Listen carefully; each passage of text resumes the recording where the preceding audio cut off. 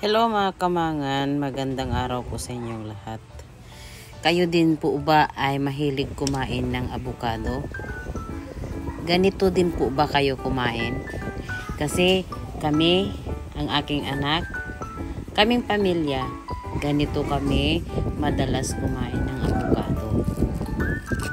Sa iba, ginagawang salad o isinasahog sa salad, kami mostly ganito or ginagawang ice cream.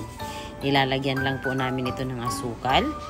Pagkatapos, pudburan ulit ng gatas powder po. Pwede din yung condensed kung meron. Pero itong meron kami kaya ito, ready to eat na. Kain na po. Thanks for watching. Sana panoorin nyo pa rin po yung mga videos namin na susunod. Ayan. Sarap! Good day everyone!